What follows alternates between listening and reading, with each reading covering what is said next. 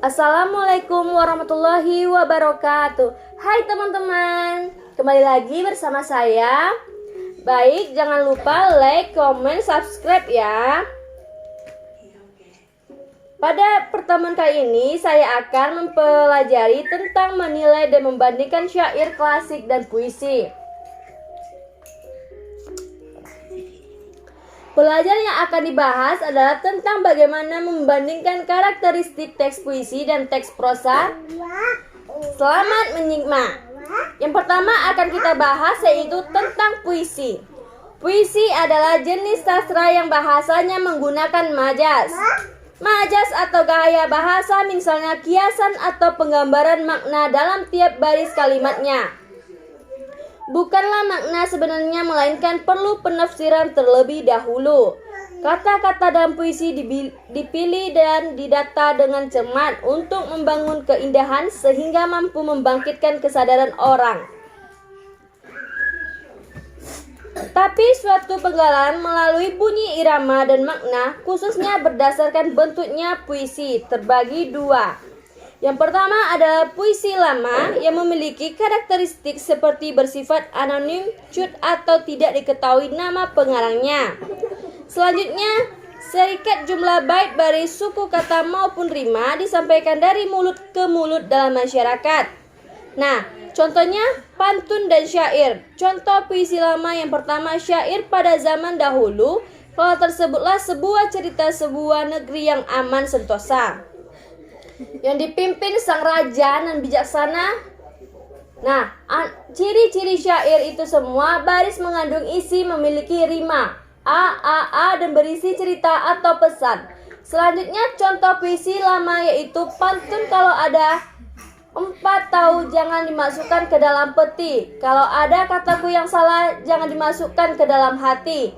Nah, anak-anak pantun yang tadi ibu bacakan memiliki ciri-ciri gadis ke-1 dan ke-2 mengandung sampiran, sedangkan baris ketiga dan keempat mengandung isi.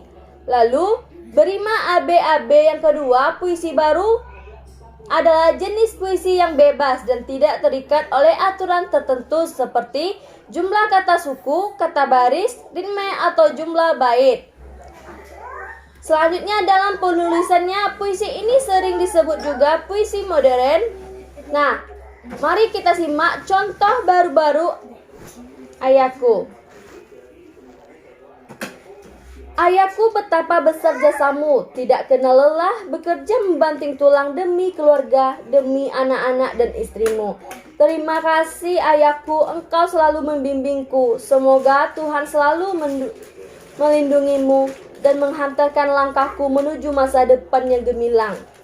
Pembahasan selanjutnya adalah prosa. Prosa adalah karya sastra yang terbentuk cerita dan tidak mengandung rima rosa. Cenderung menggunakan bahasa sehari-hari, tidak terlalu banyak menggunakan majas seperti puisi. Jenis tulisan prosa juga digunakan untuk memaparkan suatu fakta atau ide. Oleh karena itu, prosa dapat digunakan dalam surat kabar, majalah, novel, ensiklopedia, surat, serta berbagai jenis media lainnya. Nah, terdapat 2 jenis prosa berdasarkan eranya. Yang pertama, prosa lama. Prosa lama ini adalah prosa bahasa Indonesia yang belum terpengaruh budaya barat. Dalam prosa lama ceritanya dan memiliki karakteristik seperti berisikan cerita istana sentris yang bersifat menghibur masyarakat, tidak menggunakan struktur kalimat dan bersifat kedaerahan. Contoh hikayat, sejarah, kisah, dan dongeng ini mempunyai kedua prosa yang merupakan tulis bebas tanpa aturan yang melengkungi bentuk-bentuk prosa baru meliputi roman, novel, cerpen, riwayat, kritik, esai, dan resensi. Mengubah puisi menjadi prosa. Puisi menjadi prosa disebut prafarasa. Puisi mengungkap kembali suatu puisi dalam bentuk lain, tapi tidak mengubah makna puisi itu sendiri.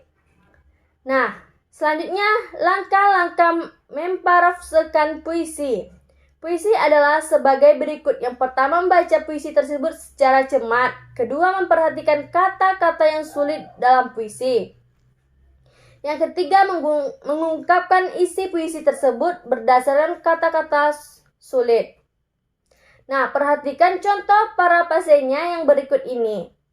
Tuhan telah menegurmu. Tuhan telah menegurmu dengan cukup sopan lewat anak-anak yang kelaparan. Tuhan telah menegurmu dengan cukup sopan lewat semayup suara azan oleh Afif Mustafa.